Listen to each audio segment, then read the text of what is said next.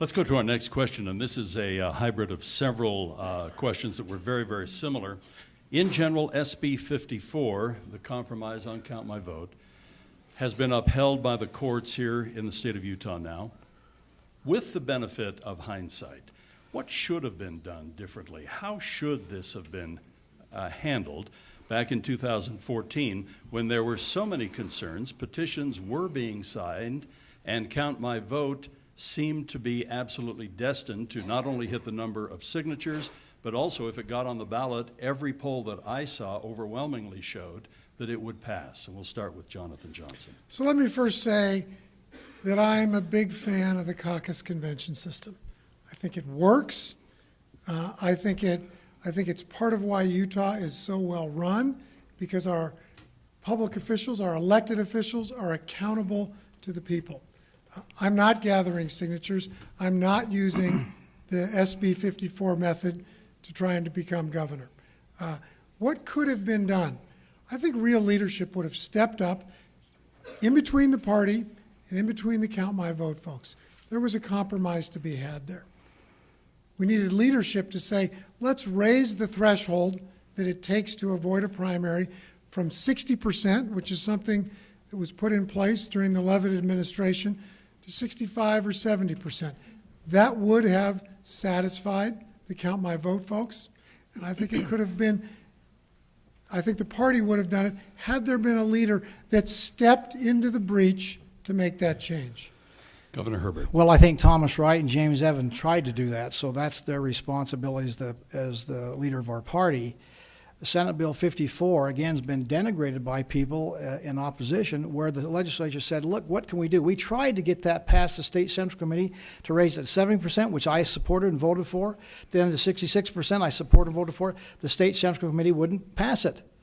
So, again, we had Senate Bill 54, which was the legislature's version of let's see if we can't force a compromise, because as you've said, Doug, the polling showed we were going to lose in the general election, and we would have then general primaries and no caucus convention system. I support the caucus convention system too. Like Senator Mike Lee, I'm out there gathering signatures to actually push people to the caucus. My opponent said for 4 months, he reads the instructions on the box. When he announced he's going to run against me, I'm going to gather signatures, I'm going to gather signatures, I'm going to gather signatures. He's changed his mind along the way, I think for political purposes, to use it as a wedge. But that's okay. We're both going to convention. We are going to be there to solicit votes from our delegates, and we'll see what happens in convention. Jonathan Johnson. I guess if the governor supports the caucus convention system, I'd just challenge him to withdraw his signatures and go through the caucus convention system.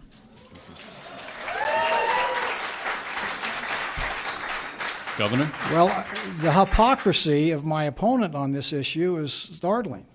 Again, his issue in the beginning when he announced he was going to run against me was we're going to get signatures. Again, changing your mind for some political whim is probably not statesmanlike.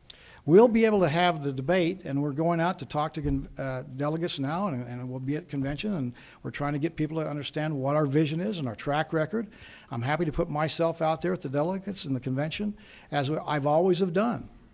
Again, don't denigrate those people who've tried to find a way to solve the problem and protect the caucus convention system.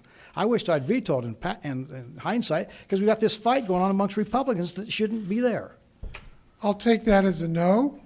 And the other thing I would say is when the caucus convention system dies because of Senate Bill 54, rural Utah will lose its voice. People will gather signatures along the Wasatch Front. They'll put up slick billboards along the Wasatch Front. Did I say I intended to go both ways? Signatures and caucus convention, yes. But when I was traveling around rural Utah and I saw the need for their voice to be heard, I decided not to.